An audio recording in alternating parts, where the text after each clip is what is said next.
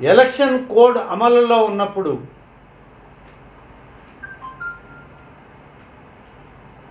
ఎటువంటి పరిపాలనా బాధ్యతలు నిర్వహించకూడదు, ప్రభుత్వంలో ఉన్నటువంటి ముఖ్యమంత్రి కానీ మంత్రులు కానీ ఖచ్చితమైన నిబంధనలు ఉంటే ఆ నిబంధనలను కూడా బేఖాతరు చేసి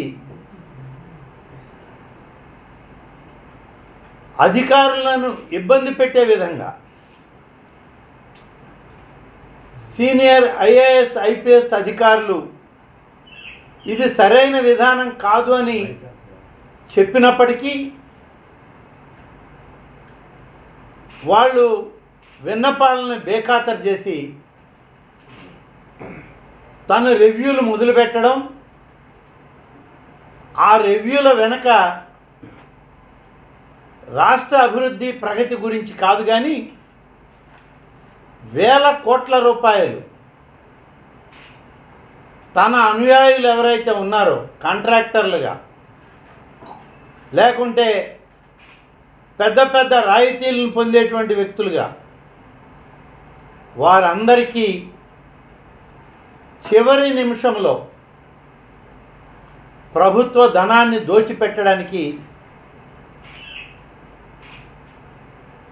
ఆయన రివ్యూలు మొదలుపెట్టడం, ఆ రివ్యూల పైన ఎలక్షన్ కమిషన్ చీఫ్ సెక్రటరీ గారిని సంజాయిషి అడగడం చూస్తే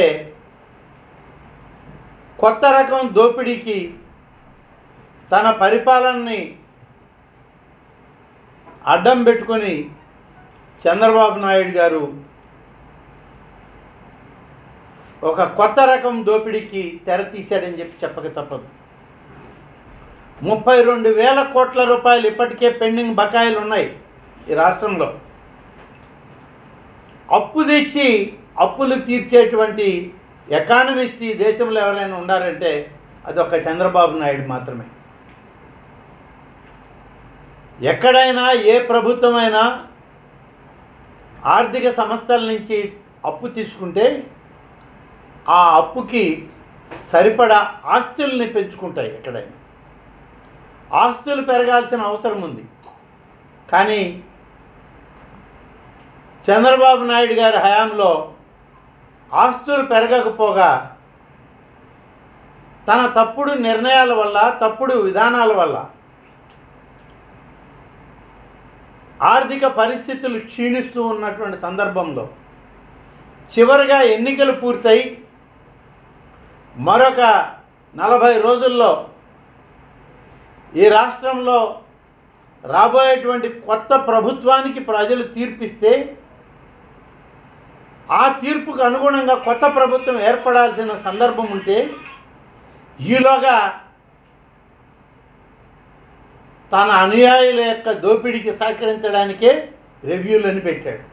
చీఫ్ సెక్రటరీ గారి దగ్గర నుంచి ఎలక్షన్ కమిషన్ వరకు అందరూ కూడా విచారణ చేసి సంబంధిత అధికారులు ఎవరైనా అది ఇందులో తప్పు జరిగి ఉంటే, లేదు కోడ్ ఆఫ్ కాండక్ట్కి వ్యతిరేకంగా పనిచేసి ఉంటే చర్యలు తీసుకోవడానికి